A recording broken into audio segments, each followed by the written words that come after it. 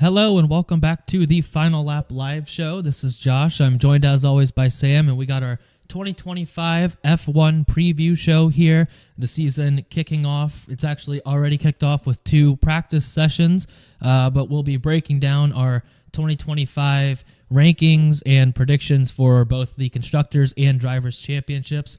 Sam, how are you doing, and are you ready for this F1 season to get underway? Yeah, I'm doing all right. I'm excited for this F1 season. You know, I got more excited putting together these rankings because I think we've got a lot of good challenges this year. We've got some new teammate pairings that I think are going to be close and exciting to follow. And like a lot of commentators have said, the teams are closer this year, I think, than they've been in a long time. So I'm really excited to get into the season and see what we both think. I think it's very hard to find a consensus this year. Yeah, I agree. I think especially like the top 5, top 10 is going to be really hard to judge.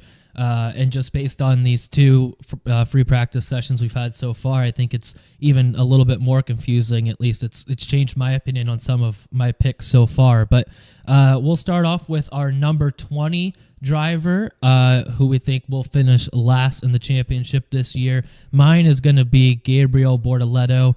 No offense to him at all, but I just think that, you know, the mix of him being a rookie and the car that Stake put out last year and the one that we've seen so far in both the practice sessions this year just has all the makings of kind of a last place performance in the championship. I think we'll see moments from him, maybe some Q3 runs, maybe some 10th place finishes, but I think that's all we'll be able to really get out of him this year, and I'll really be excited to see what he gets to do once we get to next year in 2026 with the new car, new regulations, and kind of a more focused team once we get to Audi.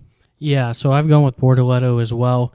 This is really a credit to how deep the field is and how exciting this crop of drivers is, because Bortoleto is normally a guy I would never have in dead last just with his talent.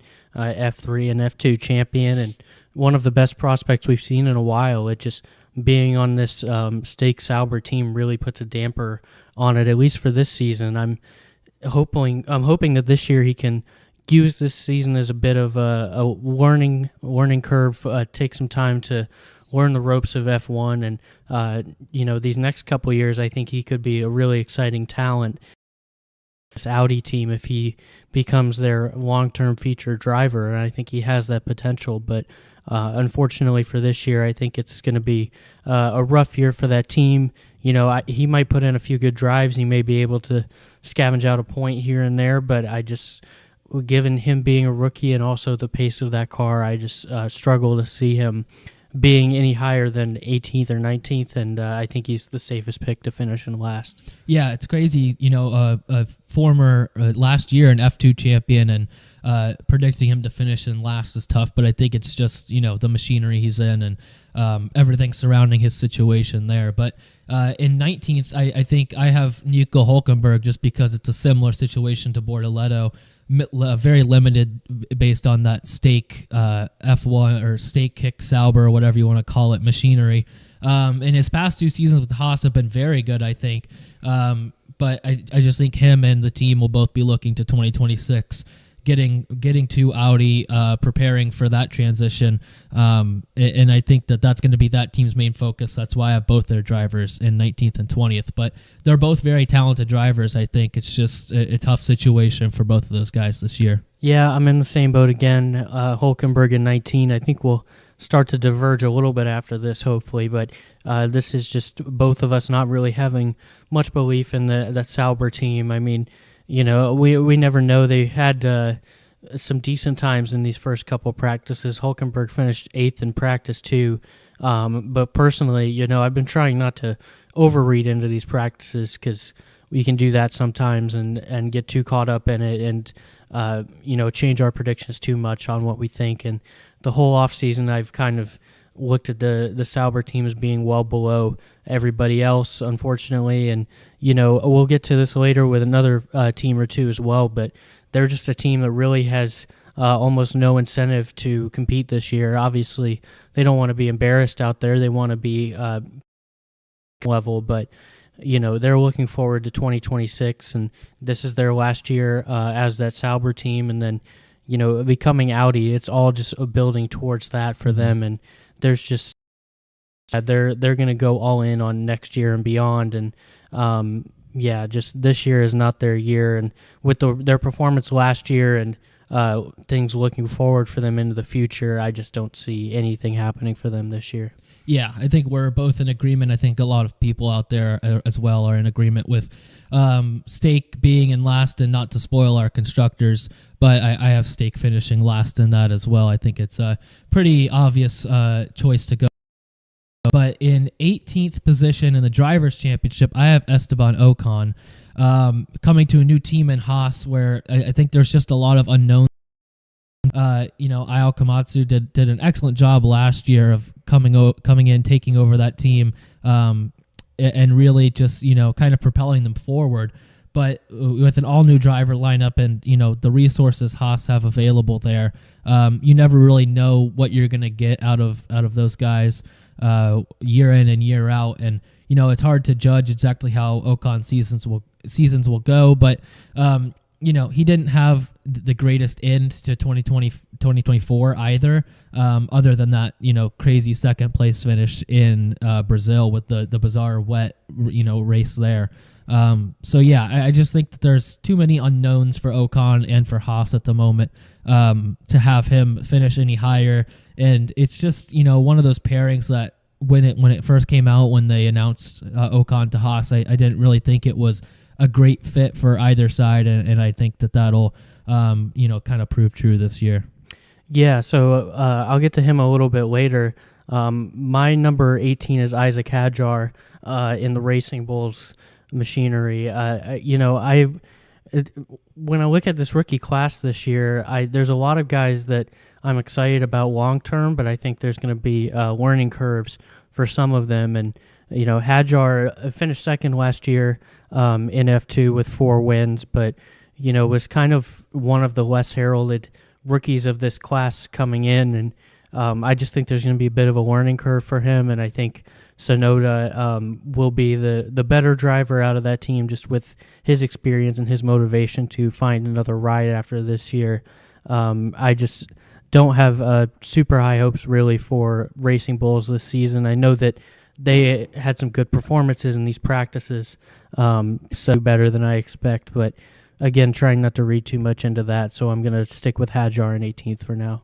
Yeah, I have him just in a couple more positions here, but yeah, I think it's really difficult to judge Hadjar, especially with this very loaded rookie class coming in. But in my 17th position, I have another rookie, Jack Doohan, who I think Alpine will pick up where they finished off last season, with some really good performances there as a team. But I just, with all the rumors already swirling of Colapinto waiting in the background to take that Alpine seat, 6 races for Doohan to kind of prove what he's got for the team. I just don't like the way that it's kind of starting off for Doohan here, and I'm not even sure if he'll make it a full season, so that's why I have to rank him down in 17th. I think if I had more confidence he'd last the whole year, I might put him, a position or two higher, because I do think Doohan's a pretty good driver. But yeah, it's just there's too much, uncertainty around that position as well right now for Doohan, for me to have him at a better position in the championship. Yeah, I'm going to get to him in a second. He's coming up very shortly on my list. But my number 17, I've gone with Lance Stroll here. Wow. Okay. Yeah, I just, I've seen other people say this, so this isn't a unique take for me, but I think this is going to be a pretty rough year for Aston Martin. Just another team, like we talked about with Sauber becoming Audi, obviously there's no change in Aston Martin in the team name or their branding, but with Adrian Newey coming in and building that new car for 2026, I just think this year is going to be kind of a punt for Aston Martin. I mean, it's tough. I've not to spoil, but I've got Doohan right in front of him at 16, and I think with Doohan, I just kind of went with like an in-between pick. Like if he gets dumped in after those first 6 races, he'll probably be like 18th or 19th, but if he stays on all year, he could be like in that 12 to 13 range. So I kind of just went with him at 16. So I could, look like an idiot, I guess, for having Duhan ahead of Stroll, depending on how long Duhan stays at the team. But I just think that this is going to be a rough year for Aston Martin. I do have Alonso higher up by a few spots, so I'm not totally out on him. But I just think between Stroll struggles and Aston Martin kind of punting on this season, that it's going to be a rough year for him. Well, that's the whole thing with Duhan, is how long will he last, and trying to judge his position in the championship. But yeah, I'm surprised to see Stroll that far down on your list. I have him, not in a crazy position, but I do think Aston Martin will be a little bit better than I guess what you're predicting. Yeah, I mean, like I said, I've got Alonso a little bit further up here. I do think that this kind of 5 through 9, I guess, of the teams outside the Big Four, I think are going to. So I don't think that they're going to be miles off the pace, Aston Martin or Racing Bulls, like I was talking about with Hadjar. I just think it's going to be really tight, and right now those are two of the drivers, and I guess the team's a little bit too that I have less faith in at the moment. Yeah, okay, I think that's fair. Well, you mentioned him in your 16 spot, but what do you see for Jack Duhan this year? Yeah, I just, like I said, I really am kind of baffled with where to put him. I actually, it's tough to ever go really all in it on Alpine, given all the behind the scenes drama that they've had, and just there's always something going on there. But I do feel with the way they ended last season, I think that we'll get to Gasly later, but I think that they can carry that form over on some level this year and at least get off to a really good start.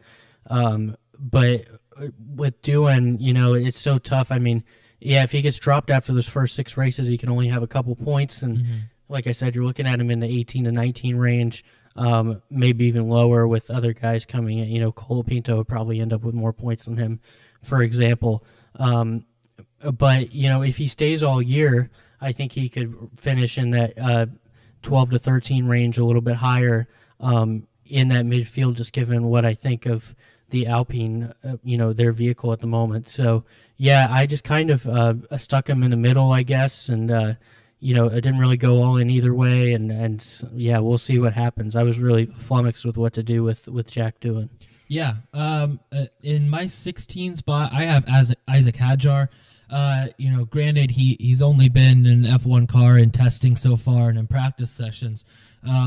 Until today, or until these last two FP1 and FP2, I haven't really seen anything crazy spectacular from him when he's gotten in the F1 car so far.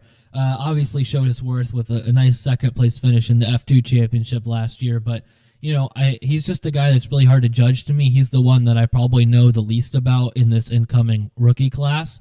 Obviously Antonelli has been hyped up for a long time. We've seen enough from Lawson to where he doesn't really feel like a rookie anymore at all. Duhan I've been hearing about. So I think Hadjar's the one that is the biggest enigma to me. To me, it just depends on how good of a car the Racing Bulls can give him for how he finishes this year. But yeah, I think it's he's one that I'm very interested to see how he does and stacks up against Yuki, because Yuki really needs to show if Yuki's really too close to a rookie in Hadjar, it's going to be tough for him to justify a seat maybe at the main Red Bull team or anywhere else. So Yuki's going to really need to be on it, and I think that we'll see really what Hadjar's made of as well, just based on that fact.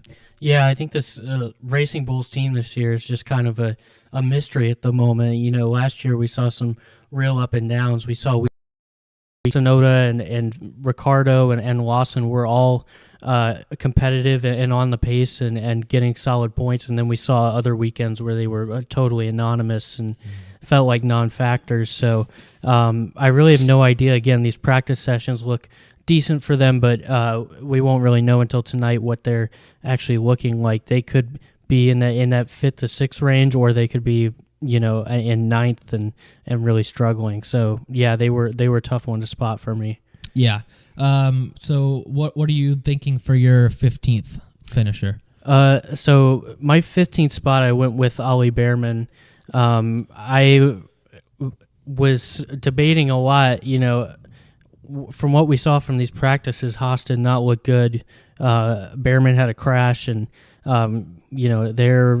they finished in last in both practices, and so we could be on for a really bad Haas season potentially, and that would kind of shake up my rankings a little bit. But going into that, I had some faith that they would, not necessarily improve on last year, but they'd at least be able to sort of carry a little bit of pace from year to year, and be competitive in the midfield at least. Behrman really impressed me in his 3 appearances last year. Brazil, it wasn't amazing, but it's almost a mulligan just given the crazy conditions there, and his lack of experience in an F1 car. His other 2 appearances were both fantastic, one in the Ferrari and one in the Haas. And, I think that he's got great potential down the line, and maybe in a couple of years he'll be a guy that will be maybe in line to replace Hamilton once he goes at Ferrari. But, this year I'm worried about him going against a veteran in Ocon, just that he may not be able to keep up for an entire year. I do think that compared to some of the other rookies, I think he has a better chance to be on the pace from day one. That competition with Ocon, I think, will be close. But yeah, I have him just behind Ocon here in my rankings. Yeah, so I have Behrman in 15 as well. I just, I expect huge things from him in 2025 after what we saw in the 2024 season.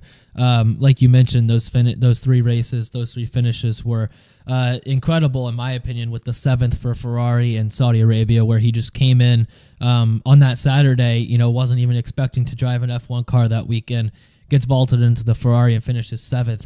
I think that was spectacular. And then a 10th place finish in Baku and a 12th in the rainy Sao Paulo, which, like you mentioned, very hard to judge Behrman on that. So I actually think he may be the best rookie in this very stacked rookie class. He's not going to finish as high in the standings, obviously, as Antonelli or Lawson this year because he's driving a Haas and they're in Mercedes and a Red Bull. But I think that he has at least as much talent, if not more than those two. And just based on what we've seen so far from him, it seems like he really just outperforms and outpaces that machinery. And I'm very high on Behrman. To have him in 15th, I was thinking about putting him higher, but just from what we've seen from Haas and testing and from here, I'm not sure how good that car will be this year. So that may be a very limiting factor for him, but I think he can do more with it than what some other guys can do, and I'm really excited to see Behrman this year and beyond in his F1 career. Yeah, it'll be kind of a recurring theme in this list, both for the top 4 teams and the midfield and beyond. A lot of these guys could be 4 or 5 spots off where we pick them either way. Yeah. If that Haas car is really bad, Behrman could be down in 18th or 19th, or he could end up being in that 11-12 range if it's really good. So, I think 15 is a fair spot for him. My 14th, I've gone with Yuki Tsunoda. I having Hadjar 18th, it's clear that I don't have a ton of faith, I guess, in the Racing Bulls week to week. I do think that Tsunoda will be hungry this year. He obviously has a lot to prove. Looking for a new team down the line, it seems like his future at Red Bull was pretty much sealed at this point, unless Lawson's a total disaster and maybe they sub him in through the season or something. I think that he's going to be working all season trying to find something new, and I think that he's going to have a lot of hunger and drive to do that, but I just don't know if the car is going to be enough to get him there. His last 2 seasons, 14th and 12th, he's just that's kind of the range he's been around for most of his F1 career, and I think he'll be in that range again this year, 14th. Yeah, I have Yuki coming up here shortly, but in my 14th, I have Lance Stroll, and you already touched on him. Stroll, he finished last season 13th in the standings, just 24 points, 46 points less than his teammate Fernando Alonso. He also finished off last season with probably the worst stretch of his career so far in F1. 11 straight Grand Prix where he failed to score a point. I really expect more of the same from Stroll this season, to be honest. I kind of feel like we have very ideas of what Stroll's going to do this year, albeit you have him finishing much lower in the standings. I just think that the Aston Martin car will be a little better than you expect, and that'll help him out in that regard. So, yeah, I'm not expecting great things from Stroll, but I just think the car will give him enough to where he'll probably have a year like he kind of had last season. Yeah, I mean, he only had one finish ahead of 14th after summer break last year. Yeah, not good. Pretty dreadful run of form. And, I mean, if Doohan gets dropped early, then he'll probably, I guess he'd be 16th instead of 17th for me. But, yeah, I mean, I just don't see him doing much better than that this year. I think 14th is fair. It's a little more optimistic about the car. But, I mean, they've been in that, fourth or fifth or sixth range, kind of in that midfield area for the last few years. So if the car doesn't get much worse, if the other teams don't catch up too much, then I think that's totally a fair spot for him. Yeah, that's kind of what I'm expecting, is the car to be just about the same as it's been really the last 2 years after that crazy start they had a couple seasons ago, where they're just kind of like a fifth, sixth place car. But I will say with Stroll, it's tough to judge because it's really just however long he wants to be in F1 is how long he's going to be here, with obviously his dad owning the team and all that. So it's one to really watch out for, because that's a seat that is going to be very sought after with Adrian Newey coming in there, and hopefully big things to come from 2026 and beyond. So I know Alonso's aging, so that seat may open soon, but there's two seats there that are very sought after, and I think one of them at least will be stuck with Stroll for quite some time, really just however long he wants to do it. Yeah, I think if things look differently in 2026, we could see both these seats open, but just with Newey coming in, as long as there's good buzz around that and what the car is going to look like next year, I think both these guys are going to try and stick it out at least for one more season and see what that car can deliver. Because if he does deliver a championship-winning car, then I know both these guys are going to want at least one shot at that. Yeah, definitely, for sure.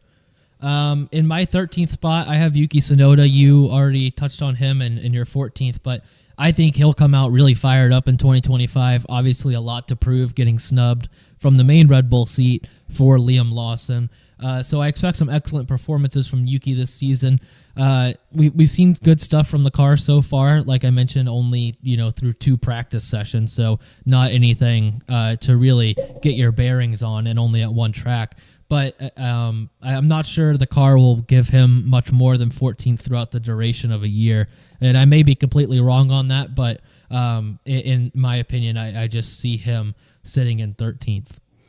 Yeah, so in my 13th spot, I've gone with Esteban Ocon. Not too much higher than Behrman at 15th. I think that's probably just going to be a matter of a couple points in that range. Really not a great end of the season last year. I mean, obviously, that podium in Sao Paulo notwithstanding, I mean, the rest of those results are not very good, and it was kind of an awkward exit from the Alpine team at the end of the season. But I think just, at this point, he's a very experienced driver, been in the series a long time, between being featured driver for a number of years and some time as a reserve as well. I just think with his experience, he's just going to be able to edge edge Behrman, but I don't think it's going to be a total blowout. I think it's going to be one of the more competitive teammate duos throughout the season. Yeah, I actually think, and I mentioned it already with my picks, but I think Behrman will beat Ocon this year, and that's just, how high I am on Behrman right now. Maybe it's just, we've had a very limited sample size of him. Maybe he doesn't turn out to be what at least I think he's going to be, but from everything I've seen, he looks ready, and, obviously he had that crash in first practice in Australia here.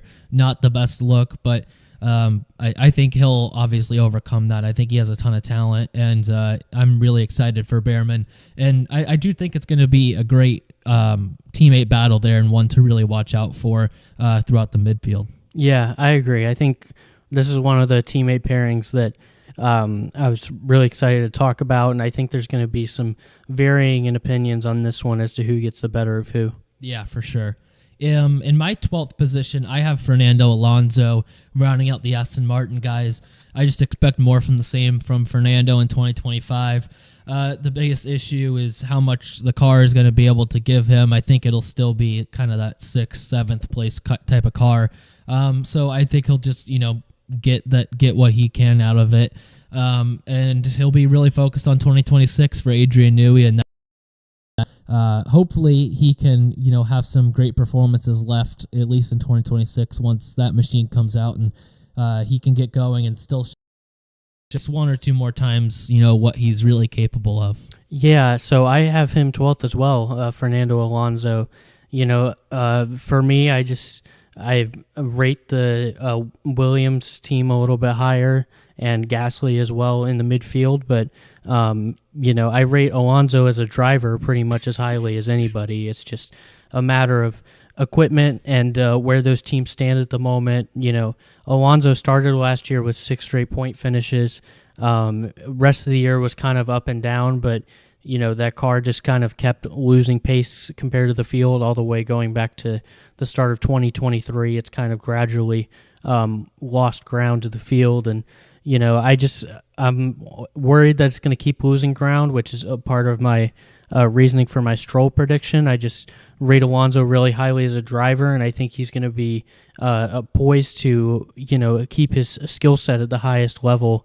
Like you said, going into 2026, I'd love to see him at least get a win or two in 26 as a nice potential send-off his F1 career. But for 25, I don't see that in the cards for him or for Aston Martin. I think that just, he'll put in a few incredible drives that will likely be enough to get him this 12th spot and ahead of some of the drivers further down in the table. But I just don't see him being at the top of the midfield just purely given the Aston Martin situation.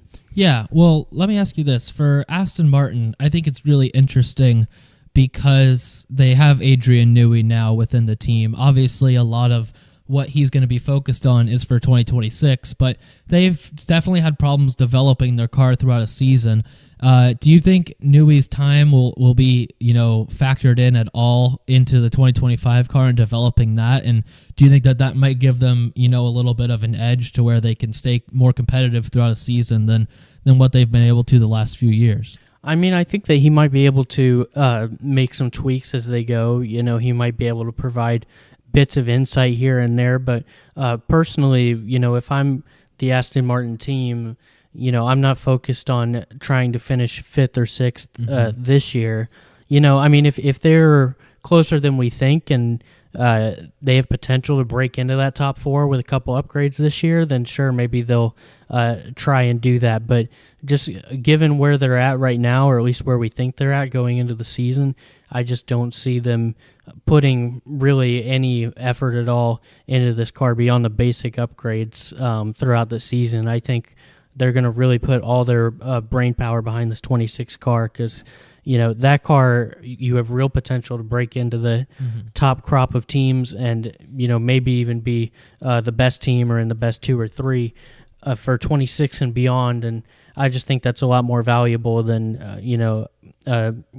scavenging for some points this year and maybe trying to finish 5th or 6th. Yeah, I think so as well. I just think that it'll be something to watch out for throughout the season if they can have good development or if they really focus on 2026 and, maybe they unleash a little bit of Newey this year, but it will be next year. In my 11th spot, I have Pierre Gasly. He finished 2024 as one of the top performing drivers, in my opinion. He almost single-handedly brought Alpine up to 6th in the constructor standings when they were sitting in 9th in a very bad situation. Obviously, the Ocon second place helps as well. But really, other than that, second place for Ocon, he didn't do much at all, whereas Gasly had the 3rd place, and then he also had like a 5th, a 7th, a 9th, some really other solid finishes there at the end of the season to keep them in 6th place. So I'm not sure if he can sustain that for an entire season in an Alpine car that I'm still not sure what we're going to get from them this year as well. I think they'll continue to improve like they did at the end of last year, but who really knows with them as well. So I think he can definitely show more performances like 2024 in 2025, and I think he'll be one of the better of the midfield drivers as well. Yeah, so my 11th, I've gone with, choosing really between Albon and Sainz. It was one of my hardest teammate battles. Yeah, me too. For this year. I mean, I think in a vacuum, if they both had maybe a few seasons at the team, I'd probably lean Sainz. But Sainz coming into this team, whereas Albon's been here for years, and granted he hasn't had the best teammates to choose from, but he has dominated those teammates that he's had for the last few seasons. And I just, I really have rated Albon for a long time as a driver, and think he'll have a solid season. I just, kind of talk myself into Sainz being a little bit higher here at the last minute. Last year was a little bit more up and down for Albon than some of his previous years. I believe he had 6 retirements last year.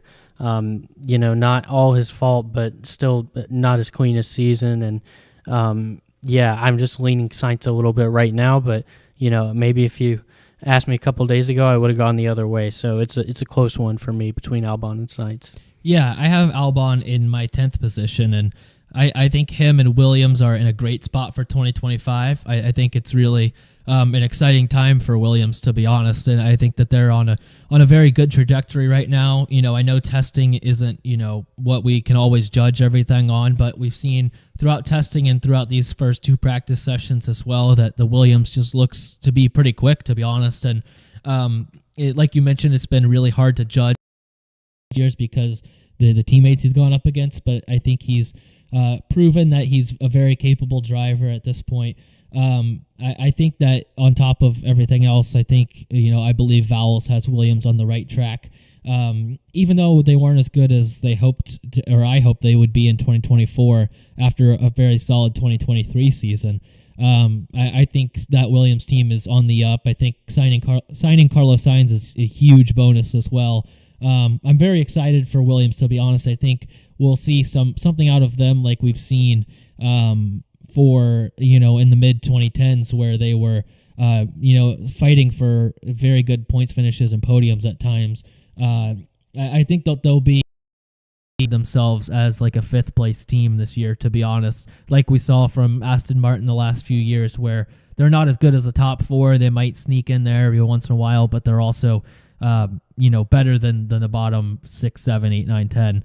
So I'm very excited for Williams and for Albon this year, but I do think Sainz will get the better of him, and I have him a little farther up.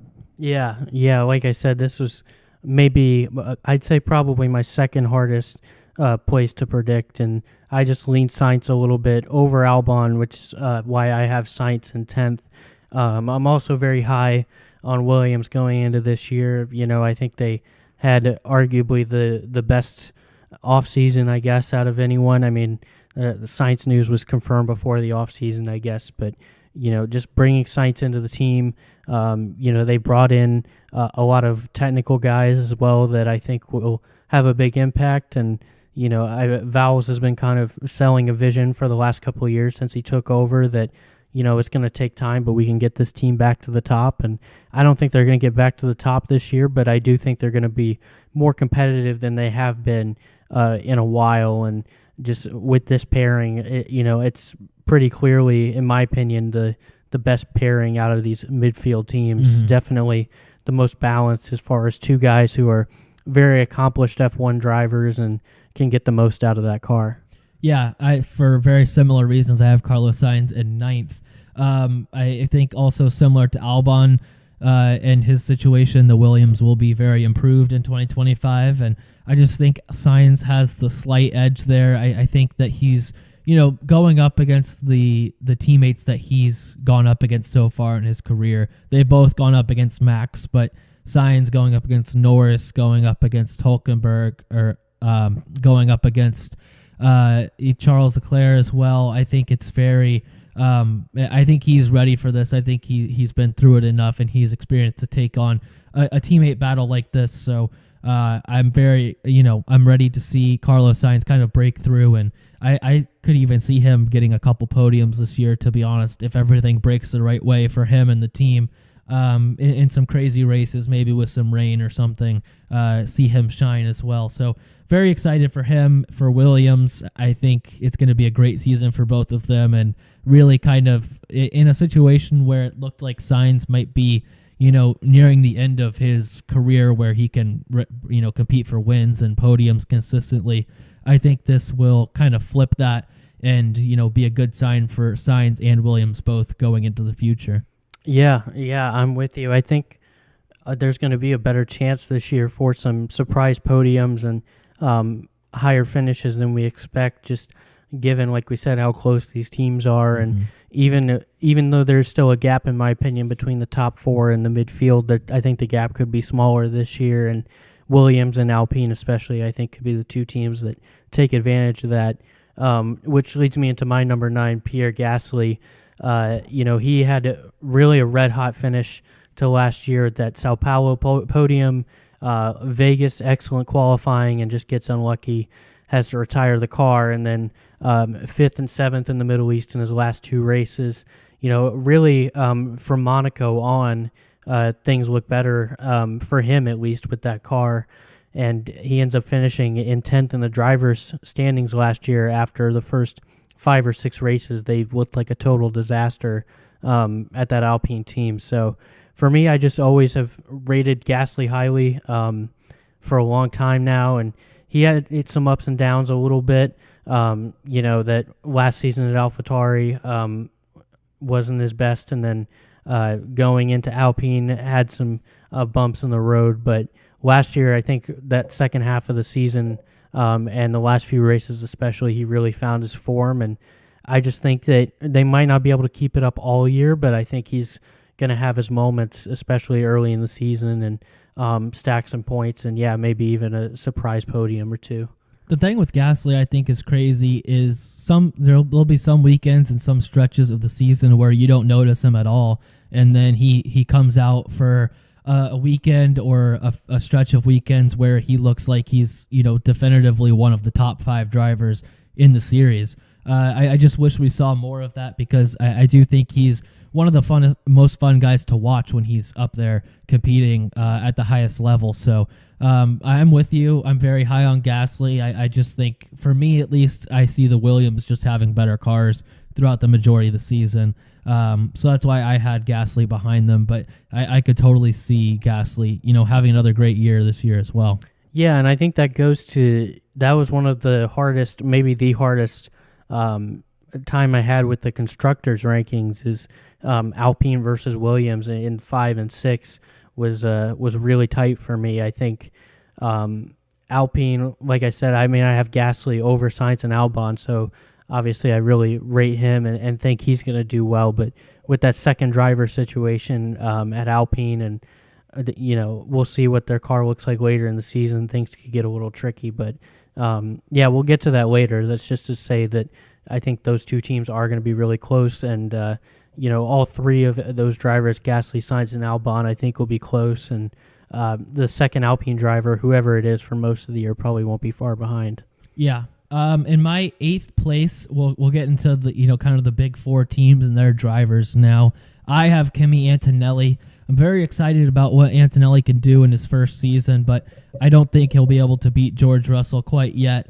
Despite that, I see at least one podium for him this year where he kind of really shines, and maybe some battles for wins on tracks where Mercedes, can show up. We saw last year there were very specific tracks where Mercedes came and were one of the dominant cars of the weekend and gave them very good situations for wins. And I think, when that time comes, I think Antonelli will be there, but I don't see him being, as consistent as George, just because Antonelli's a rookie and he's got a lot to learn in his first season. But very excited to see, what the young phenom can do this year.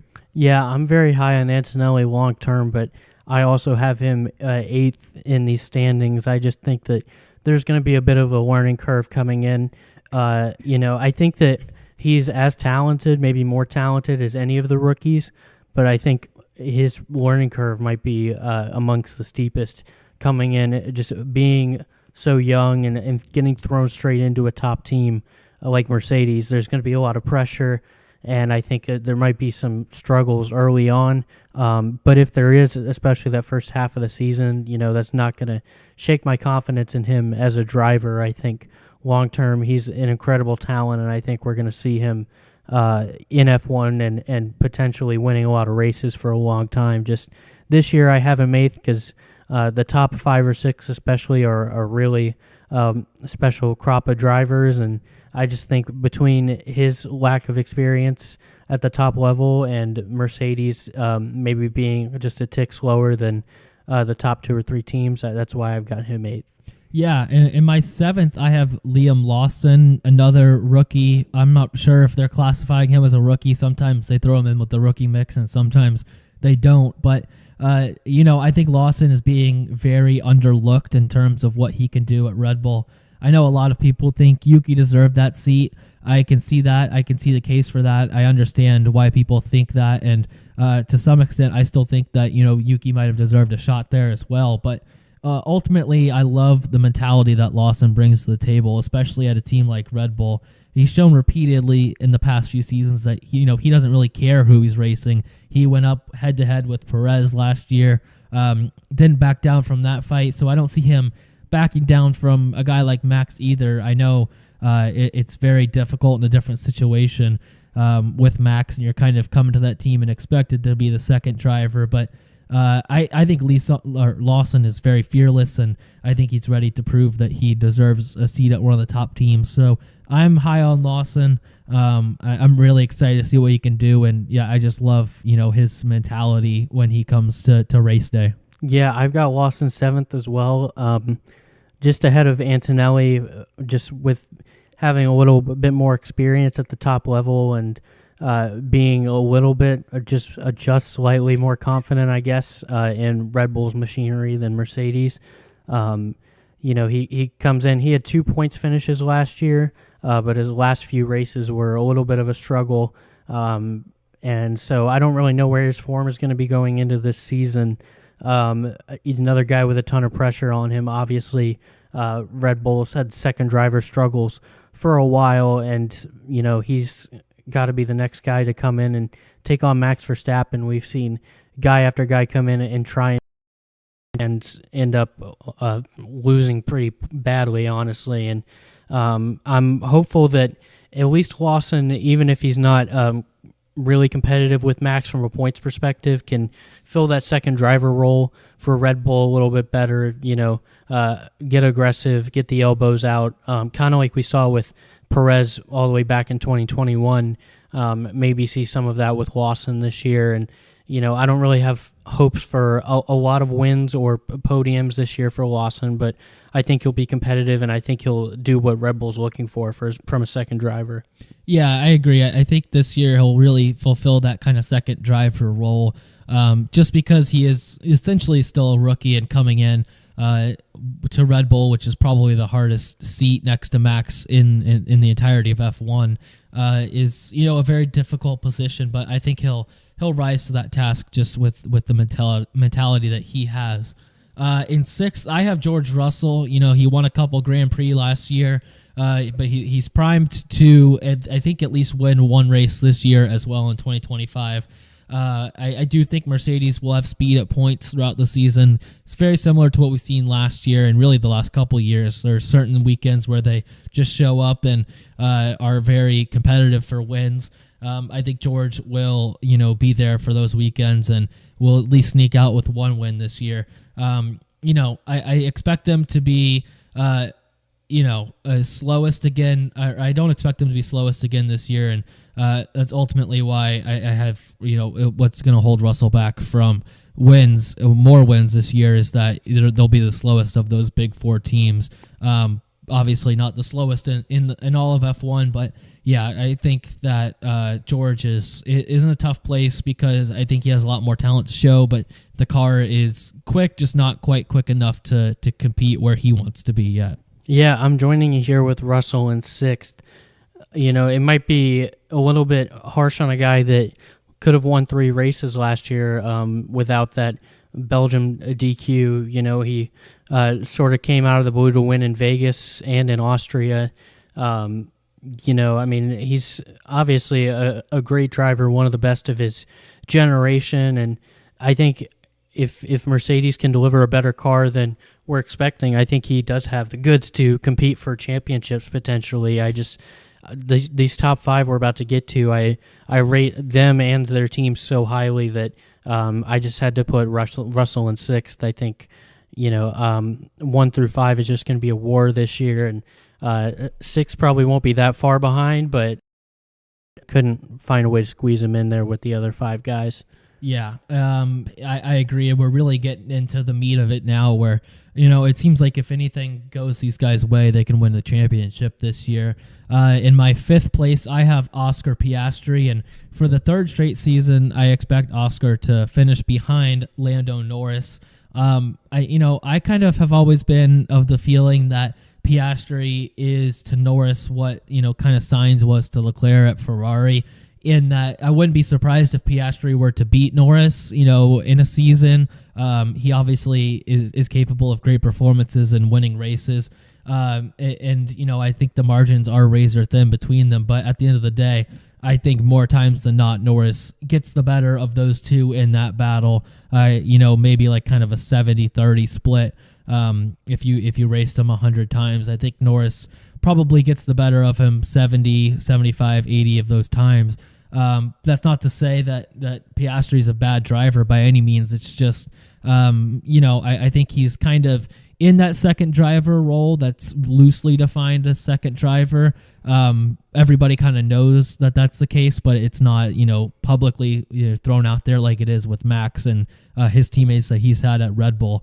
I think, we'll see great performances from Piastri this year, certainly, but I'm just not sure if he has what it takes to beat the 4 guys in front of him this year. Yeah, my 5th spot in my driver standings was the hardest position to predict out of the drivers or the constructors for me. There's a few ways you can go here. I think if you're really down on Red Bull's car, then maybe you can fit Max Verstappen in here. I think, for me, Verstappen is just too good of a driver to have him all the way down in 5th, at least, at this point in his career, prime of his career. So, I don't have him here. Another option would be Piastri. I think if you're going to go with one of the McLarens, I think that's a good pick. And really the other guy I consider the most, but I ended up with Lewis Hamilton here in 5th.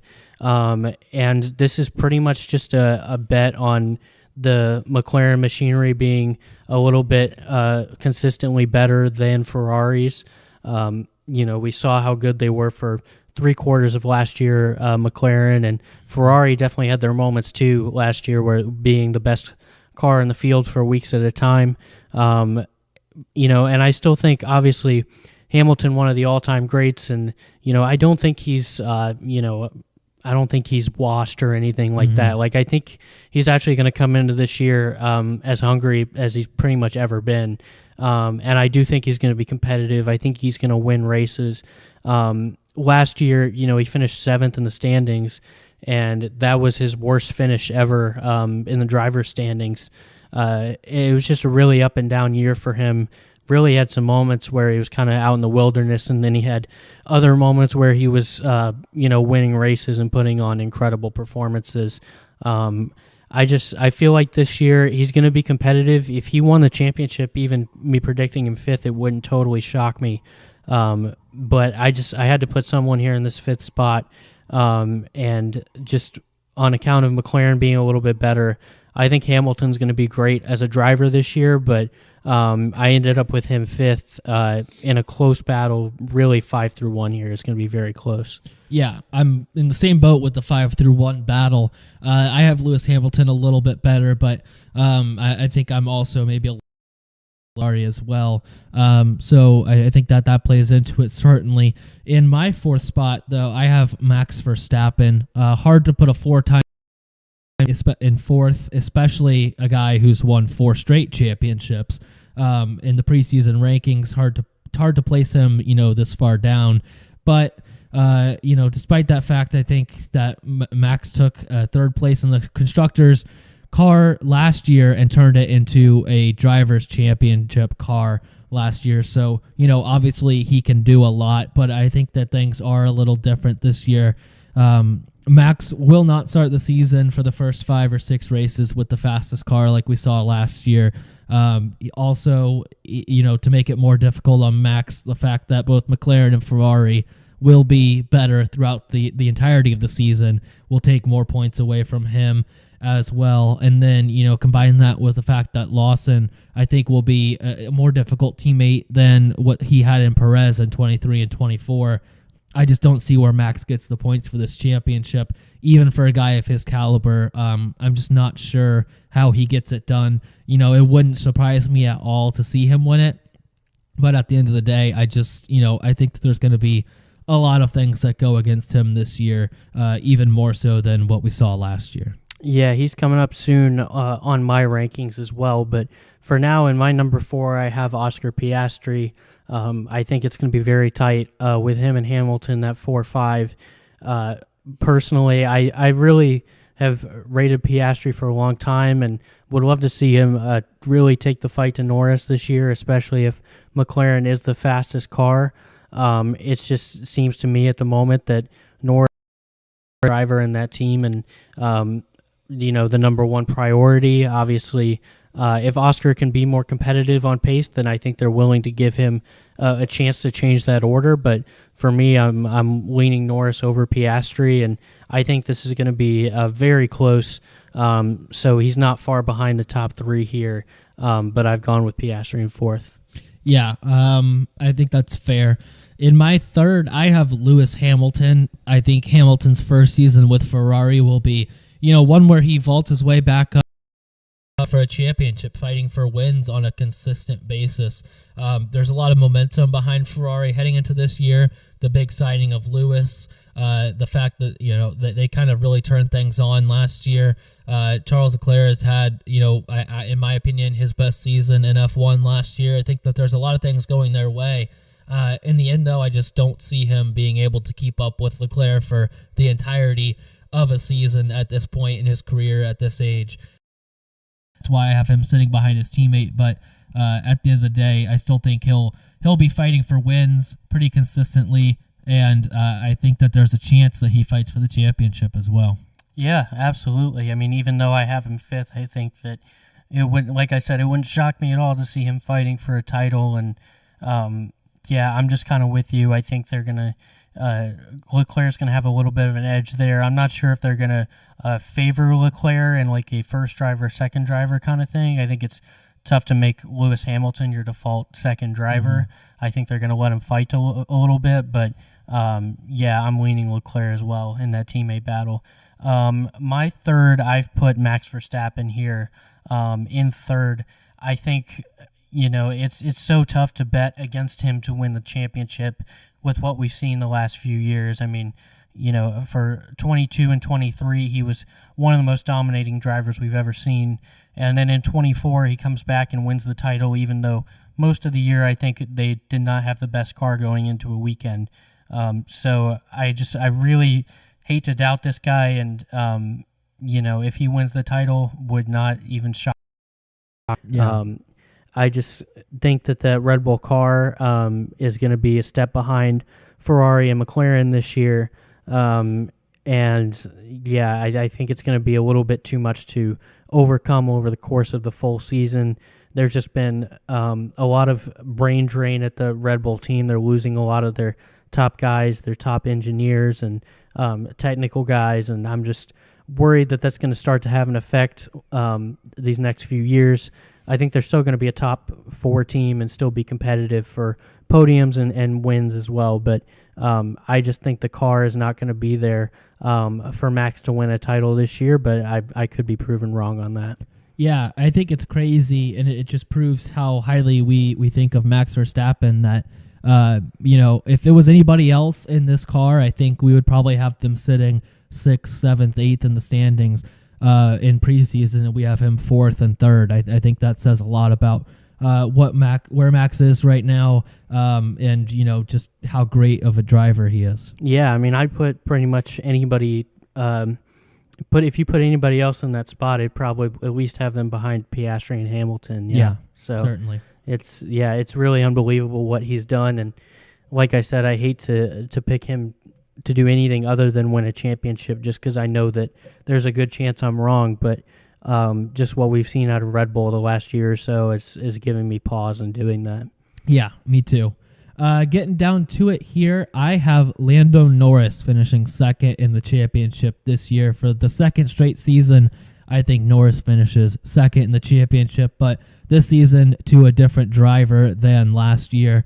I expect Norris to show improvement in his first lap troubles that we saw last year, starting on pole a ton and then fading on that first lap. I think he'll clean that up and fix that. I think he showed he can handle the pressure in Abu Dhabi last year, where he essentially won the Constructors' Championship for McLaren in that race with his teammate Oscar Piastri out on the first lap. All came down to him. He was able to hold off the Ferraris and win that championship.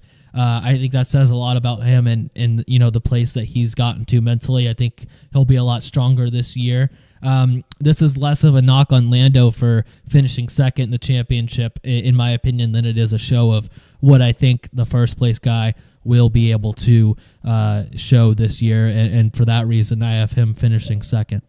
Yeah, I mean, we've got the same 1-2, but in different order. I've gone with Leclerc second.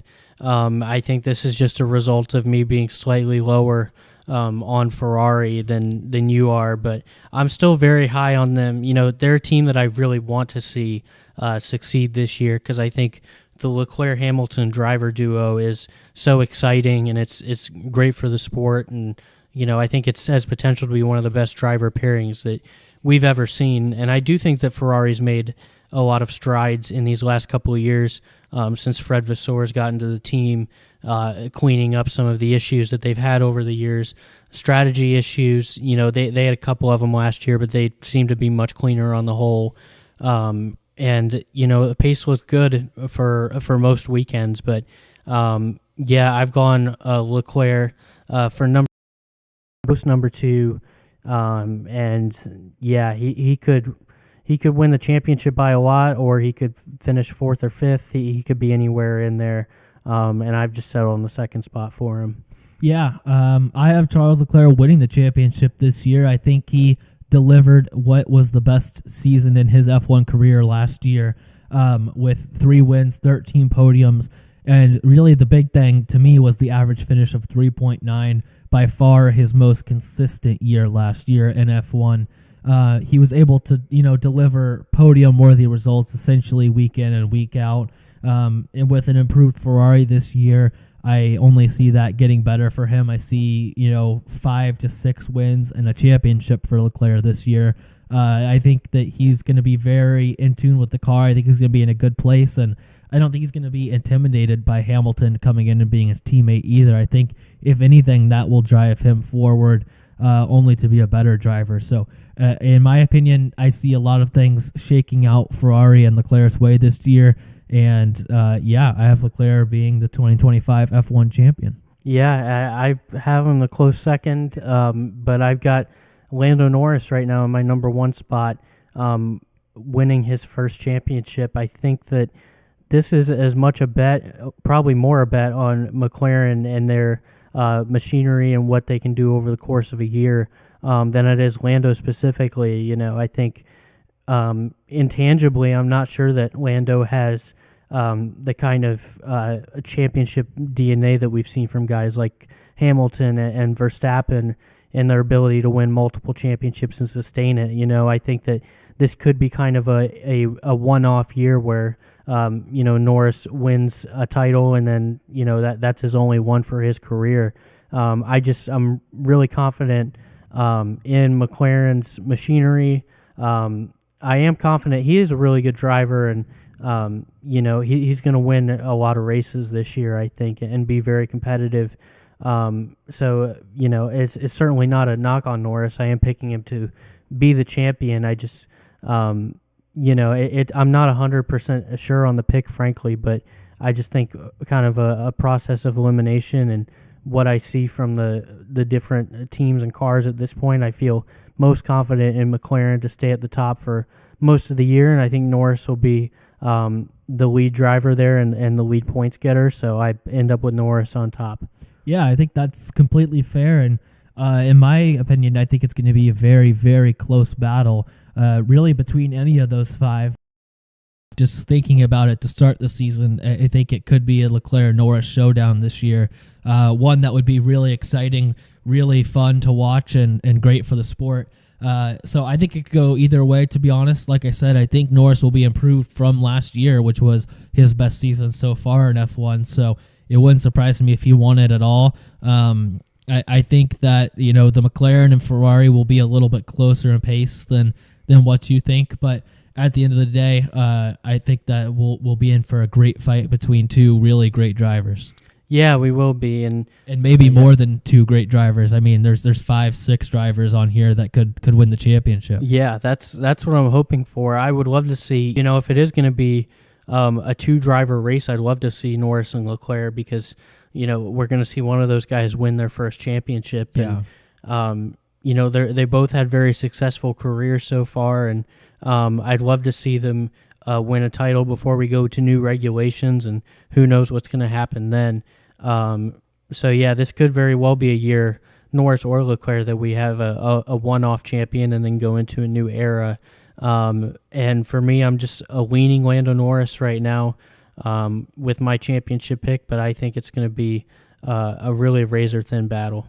Yeah, well, let's go through our Constructors' Championship picks here real quickly. We obviously already kind of touched on our Constructors a little bit when we went through the drivers, but in 10th, I have Stake. It's just, really, what more can you say about what we think Stake's going to do this year?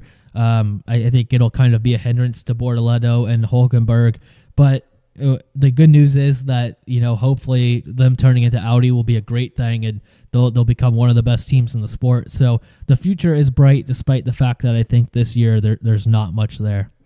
Yeah, my number 10, I've gone with Sauber. Just, going to be really a rough season, I think. Like you said, bright future. I actually really like the driver pairing, Bortoleto and Hulkenberg. Yeah. So if they can give them even a midfield competitive car next year, I think they'd be a thrill to watch. But for this year, I've stuck with Stake Sauber in last place. Yeah.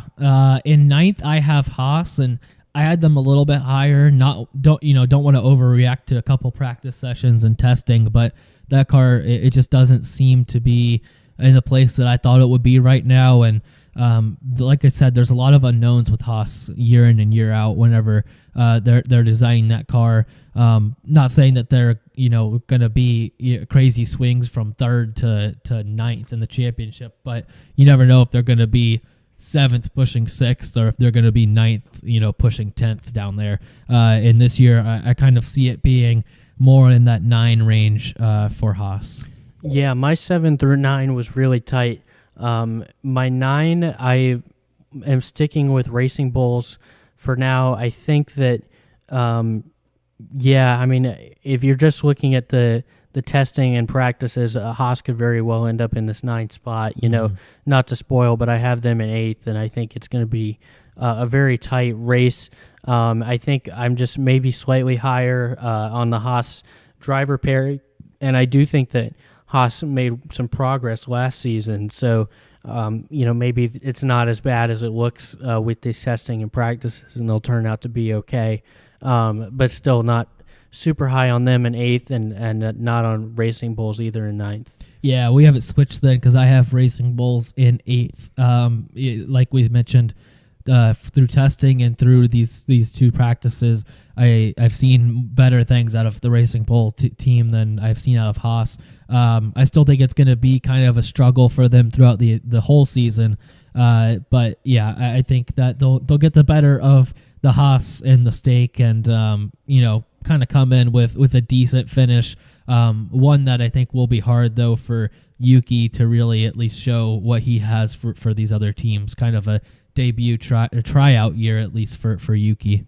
Yeah, I'm hoping they give Yuki a little bit better car because I'd love to see him stick around in the series. But just don't have a lot of faith in that at the moment. They're a team that did look good in these practices, so we'll see if that carries over. But I'm just sticking to my guns on that one and keeping them slightly below Haas. Yeah. In seventh, this is one that I know you mentioned you were kind of struggling between Williams and Alpine, but I have Alpine down in seventh actually. I just think it's going to be hard with that second seat. I trust in Gasly, and I do trust in Duhan as well. But just that situation there with you don't know how long Duhan's going to be in there, and then I think Colapinto is a very solid driver, but I can't be 100% certain how he'll in car because we haven't seen that yet. There's some question marks there. So I think it'll be, not a bad car by any means. I actually think they'll have a better car through the span of the whole season this year than last year, despite finishing one spot lower, in my opinion. I just don't think they'll have those podium results that we saw in Brazil last year. Even though that was a crazy race and probably one that wouldn't really happen again. Yeah, so my number 7, I've gone with Aston Martin. This goes with sort of my theme for Aston Martin throughout this podcast, which has been being down on them for this season. I think that Alonso will have enough competitive performances to keep them out of that 8 to 9 range, but I think that they're not going to be able to find the pace consistently to compete with Williams and even Alpine. I know that the Alpine driver drama does kind of affect with my choosing between them and Williams, but I think that whether it's Duan or Colapinto or even someone else, I think that they're stable. They're guys and they're stable. I think will have enough pace to keep them just ahead of Aston Martin.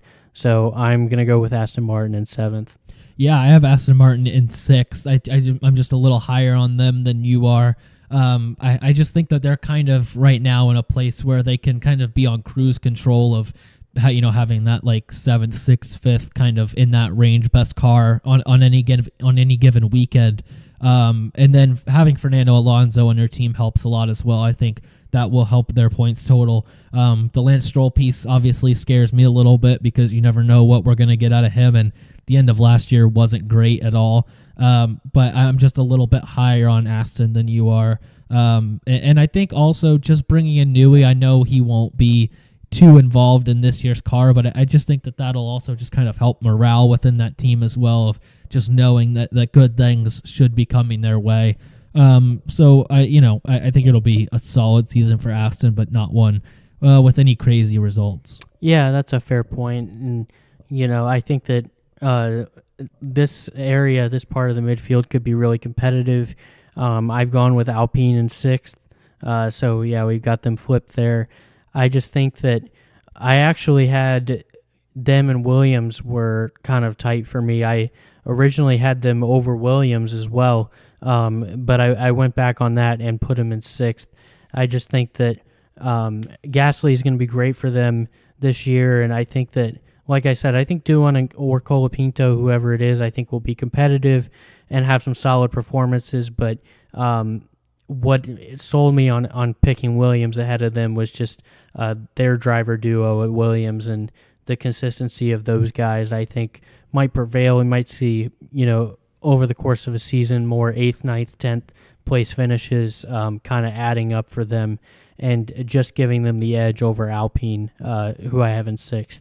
Yeah, I have Williams in my 5, and I assume you do too, based on your talk there. But I'm really high on Williams this year. I'm really excited to see what they can bring. I think that there'll be a lot of performances where we'll see them finish, 5th, 6th, 7th in races, which is awesome.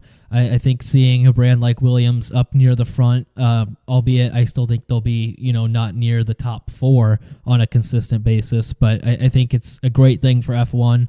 And I think Sainz and Albon is one of the better, top 3-4 driver pairing in F1. So I think that helps a lot too, especially in a midfield battle where sometimes, I don't want to throw out any drivers, but you can get some, Lance Stroll type characters kind of shake up where these teams should be kind of finishing in the midfield. So I think that helps them a lot as well. Yeah, I just have a lot of faith in that Williams driver pairing, those two together, two very consistent drivers and two guys that are going to get the most out of that car. To move into the top four, my number four, I have Mercedes. There's actually been some Mercedes hype kind of throughout testing that maybe their car is better than we expect. Maybe they can be up there with the Ferraris and McLarens, and I would love to see that. I would love to see Mercedes, maybe even just like last year, have a few weekends where they really come out strong. It'd be cool to see Russell win again, but it'd also be really cool to see Antonelli find a way to win a race. A guy at his age just coming into F1 would be awesome to see that. See a potential star-making performance there, but I just have a little less faith in Mercedes this year than the other top three teams, and I don't think their car will be that far behind Red Bull, but I think Verstappen and what we see from him time and time again, I think he'll be enough to drag Red Bull over the line over Mercedes. Yeah, I have Mercedes in fourth as well for very similar reasons. I just think that we're not quite there yet with Mercedes. I think they're still in that same period that they've been in really since we made the regulation change after 2021, where they have weekends where they show up and they have weekends where they don't, but they're consistently probably going to score points at the end of the day, and that keeps them above the rest of the the midfield teams, but not quite close enough to compete for a championship with the top three. So yeah, I think it'll be another year of kind of the same for Mercedes that we've seen through the past 2, 3, 4 seasons. Yep. Yeah, I just think that they're not going to quite have, between the Antonelli's inexperience and the car not being spectacular compared to the other top teams. I just don't think they're going to have the juice to be up there competing for the title. Yeah, me too. In my third, I have Red Bull, and I think that you're kind of in the same boat. I think Max is going to get a lot of that car. I think Lawson will be good as well. I'm pretty hyped up on him, but I just don't see the car being good enough to compete with the top two for a Constructors' Championship throughout the whole season. I think there'll be times kind of similar to Mercedes where they are quick enough to compete on weekends, but they definitely have some issues that they have to work out with that car. Going forward, I'm not sure, if they get halfway through the season and they're not, Max doesn't look like he can win the championship and the team doesn't look like they can win the Constructors. Are they one of those teams that kind of just, punts on the rest of the year and goes full steam into 2026, gets on their car, and can really get going on things and kind of, restart the dynasty that they had at the beginning of, this regulation set as well. Yeah, that's certainly a possibility. I've gone with Red Bull third as well. I don't think that they're going to totally punt on the season, but you're right that, the second half of the season, maybe post-summer break, that could happen.